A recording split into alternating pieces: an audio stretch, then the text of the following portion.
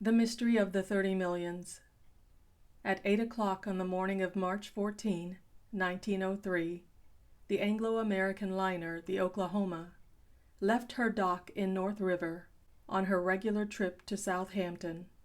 The fact of her departure, ordinarily of merely local interest, was telegraphed all over the United States and Canada, and even to London itself, for there was a significance attached to this particular trip, such as had never before marked the sailing of an ocean steamship from these shores.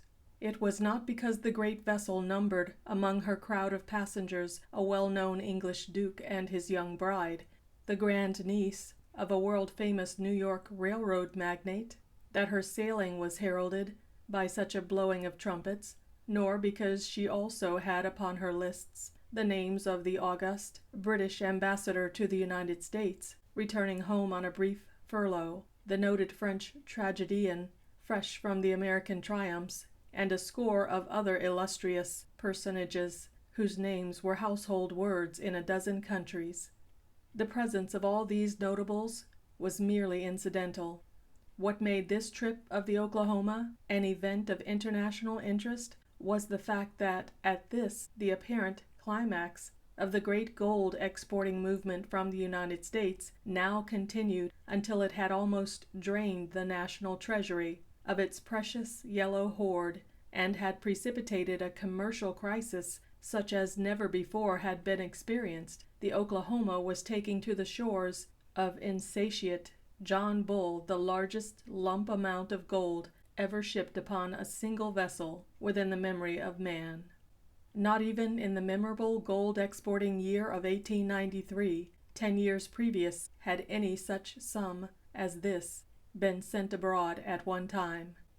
It was not the usual paltry $500,000 or $1 million that she was carrying away in her great strong room of steel and teak wood, but $30 million worth of shining eagles and glinting bars, hastily called across the ocean because of the adverse balance of trade and the temporary mistrust of American securities by the fickle Europeans. The mere insurance premium on this vast sum was in itself a comfortable fortune. Business men wondered why such a large amount was entrusted to one steamer. Suppose she should collide in the fog and sink, as one great ship had done only a few weeks before, what would become of the insurance companies then? Suppose some daring Napoleon of crime should hatch a startling conspiracy to seize the steamer, intimidate the crew and passengers, and possess himself of the huge treasure. It would be a stake well worth long risks, thought some of the police officials, as they read the headlines in the evening papers. The Oklahoma was a fast sailer. Her 500 feet of length and her 12,000 tons of displacement were made light work of by the great clanking triple expansion engines when their combined force of 15,000 horsepower was brought to bear upon her twin screws. Under ordinary conditions, she ought to have made port on the other side in time to let her passengers eat late dinner on the 6th day out. Incoming steamers reported a brief spell of nasty weather in mid-ocean, however, so her failure to reach Southampton on the 6th and even the 7th day was not particularly remarked. The great American public had been busy with other weighty matters in the interim, including a threatened secession of the silver-producing states, and the departure of this modern argosy with her precious freight had almost passed into history, for history in the year 1903 was anything that had happened farther than a week back, a day if it was not of overwhelming importance. If the big ship's arrival had been cabled on the 8th day, or even early on the 9th, it would still have found the public in a comparatively calm state of mind, for the mid-Atlantic storm would naturally account for a multitude of lost hours. But when the 9th lapped over onto the 10th, and the 10th onto the 11th and 12th, with no tidings of the tardy steamer, surprise grew into anxiety, and anxiety into an international sensation.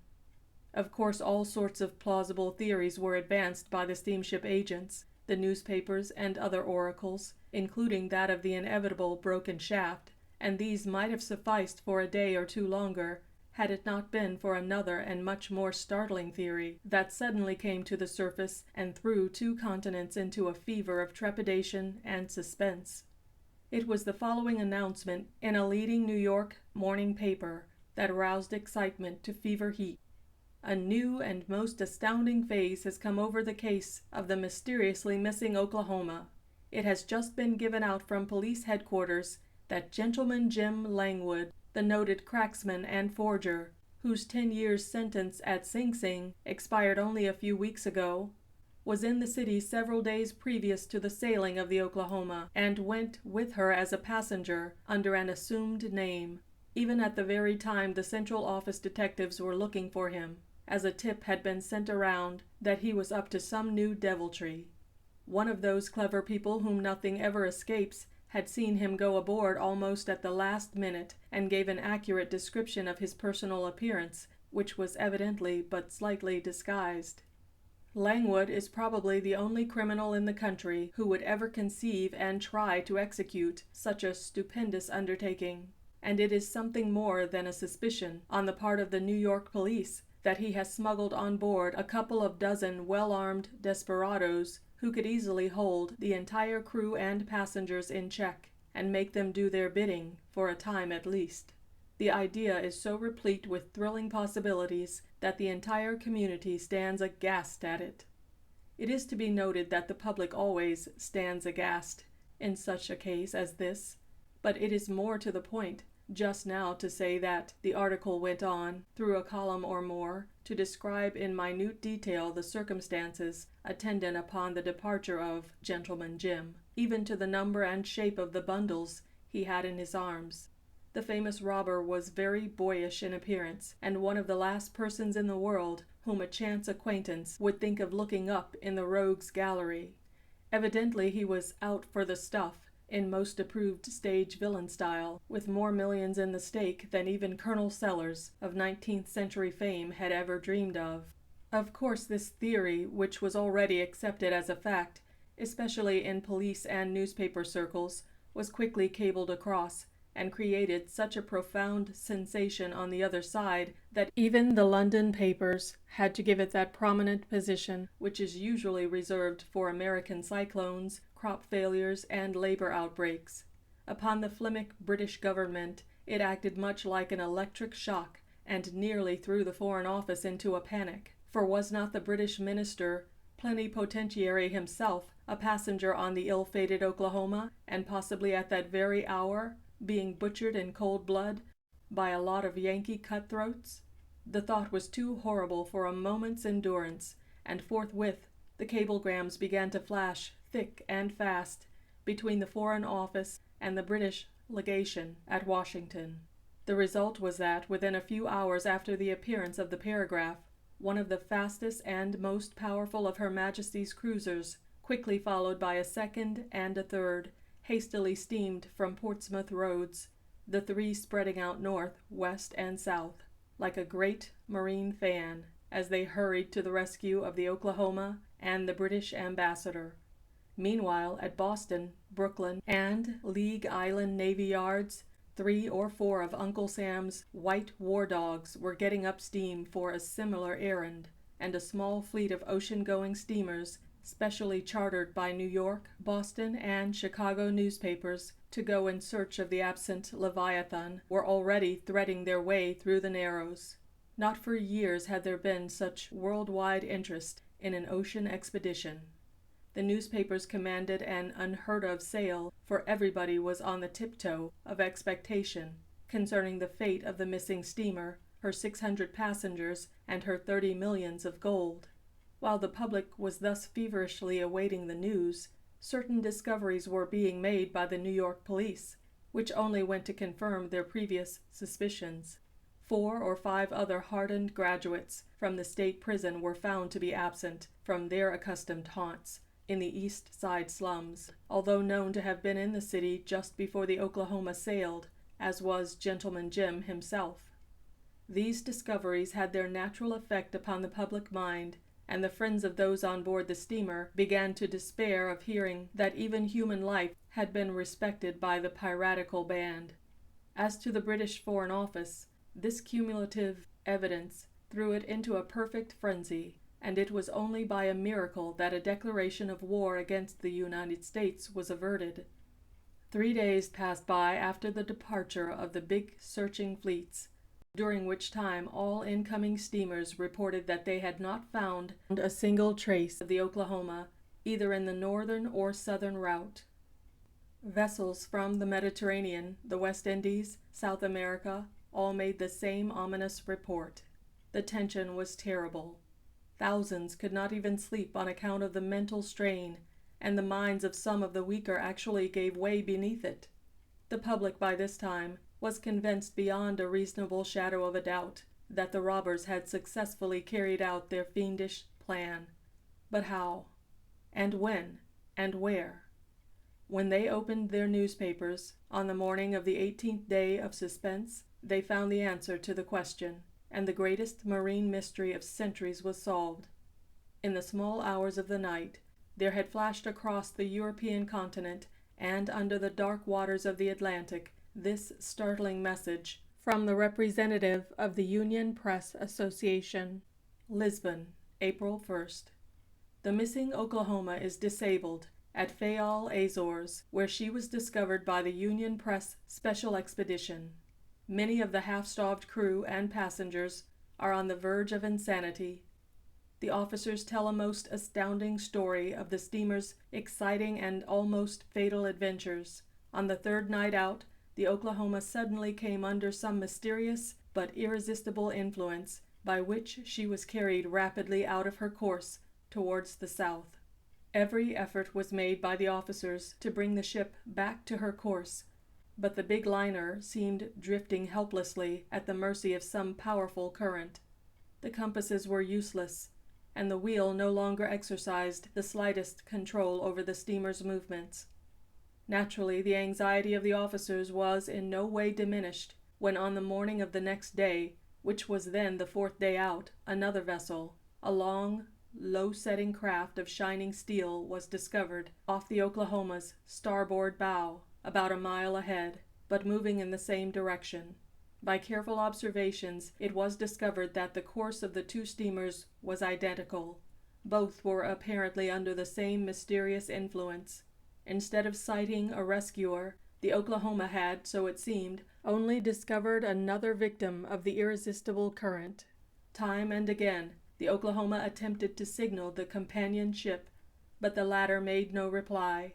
Close observation revealed that she was built on the whaleback principle, with nothing above decks save ventilators and signal mast, but failed to discover any sign of human being. By afternoon, their continued failure to bring the liner back to her course had so wrought upon the minds of her officers that their anxiety infected the spirits of the passengers, who were now aroused to the real danger that menaced them. When the 5th day dawned, with the Oklahoma hundreds of miles out of the regular transatlantic course, the gravity of the situation could no longer be concealed. Distress signals were kept flying, and all possible steam was put on with the idea of overhauling the companion ship and giving or receiving aid. To the amazement of both officers and passengers, however, in spite of every effort, the Oklahoma failed to gain a single inch on the other vessel.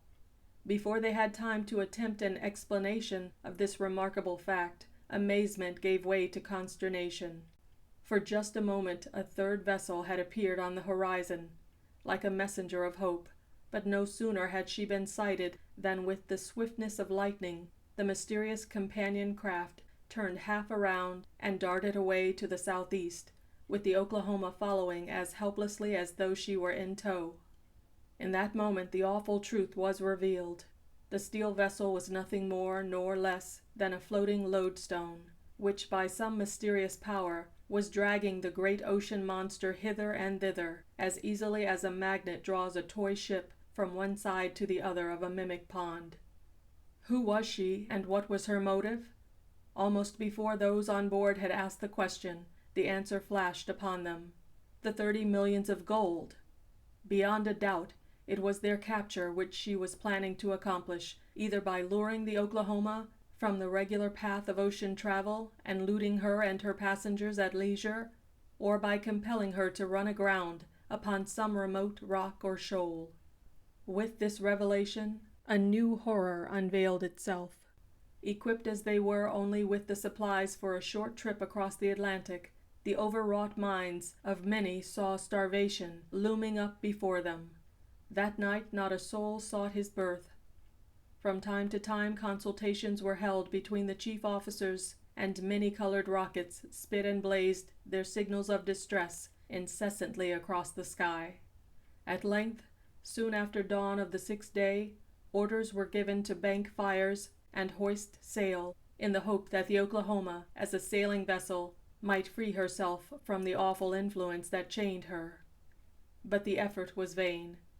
Wind and sail proved as useless as wheel and compass against the fatal power of that mysterious craft, which drew the Oklahoma after her, as irresistibly as though the two vessels were united by an unseen hawser. The steamer had now become a scene of indescribable horror. Mealtime, bedtime, all the customary routine was disorganized, and daily prayer meetings were conducted among the more emotional of the passengers. Finally, 7 days after she had left New York, the officers of the big liner united in one last desperate effort to offset the magnetic influence of the mysterious pirate. The fires were revived in the engine room. The steam pressure in all the boilers was run up to the blowing-off point. Then, suddenly, the reversing mechanism was applied, and a shudder ran through the great floating city as the twin screws began to back water. For a few minutes there ensued a titanic tug-of-war such as the beholders had never before witnessed. The water astern was lashed into a lather of foam, and for a brief moment the triumph of steam over magnetism seemed assured. Only for a moment, however, for the cheer that had ascended from the anxious scores on the deck of the Oklahoma, when she suddenly began to back, had scarcely died away, when with a mighty crash a vital section of the overtaxed engines gave way, followed by a hoarse yell of consternation from the excited engineers and stokers, and both screws were helpless and still. With this failure, hope was well nigh extinguished, and the Oklahoma, with her precious freight and her 643 human souls, abandoned all active effort to escape. With not a sail of any kind in sight, she passively rolled and plunged southward for 7 days after her strange and terrible pilot. To add to the horror of the situation, no human sign had yet been given. The supply of rockets was now exhausted, and food was doled out in minute portions as to members of a shipwrecked crew, in order to husband supplies. On the afternoon of the 14th day, when the exhausted passengers had reached the verge of distraction, a gleam of hope appeared on the horizon in the shape of a solitary steamer bearing down from the southwest.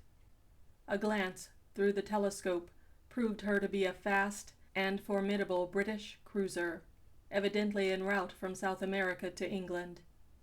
At this news, a mighty shudder, half of hope, half of fear, seized the crowd assembled upon the deck. Would the British cruiser come to their assistance? And if so, would she too become a victim of the magnetic craft? For a moment their fate hung in the balance. Then from 300 throats rang out a hoarse cry of joy as the mysterious craft swerved, turned sharply, and shot away over the surface of the Atlantic due north. The spell was broken. The big liner, with her 600 human souls and 30 millions in gold, was freed from the power that had for so long held her captive. But crippled as she was by the accident to her machinery, she was unable to proceed unaided, and was taken in tow by the British steamer, the Midlothian, and a day later was brought safely into port at Fayal. The Union Press steamer is the first to bring the thrilling news. The first officer of the Oklahoma and the saloon passengers, including Sir Gambrel Roof, the British ambassador, accompanied your correspondent to Lisbon. A relief steamer is urgently needed, as the Oklahoma's engines are both disabled, and she will not be able to proceed for several weeks. The passenger thought to be Gentleman Jim Langwood proves to be the Duke of Medfordshire, now on his wedding trip with his young millionaire American bride. Hardly had the excitement caused by this startling intelligence subsided when it was once more aroused by a dispatch from Providence, Rhode Island, announcing the capture in the act of robbing a jewelry store of Gentleman Jim Langwood and a gang of 4 other old-timers, and by the following even more important cablegram from the Russian representative of the Union Press. St. Petersburg, April 2nd. The identity of the mysterious craft by which the Oklahoma was drawn from her course has been established beyond a doubt. The vessel is a hypnotic cruiser recently completed by a Russian inventor named Slobodensky, and possessed of an electric apparatus by which any vessel can be brought completely under its control. Whether the hypnotic cruiser's bedevilment of the Oklahoma was merely a trial of power, or whether plunder was intended, can only be surmised. But naval lawyers say that this marvelous new invention will revolutionize naval warfare and necessitate the passage of stringent laws to cover a crime for which at present no penalty exists. End of The Mystery of the 30 Millions.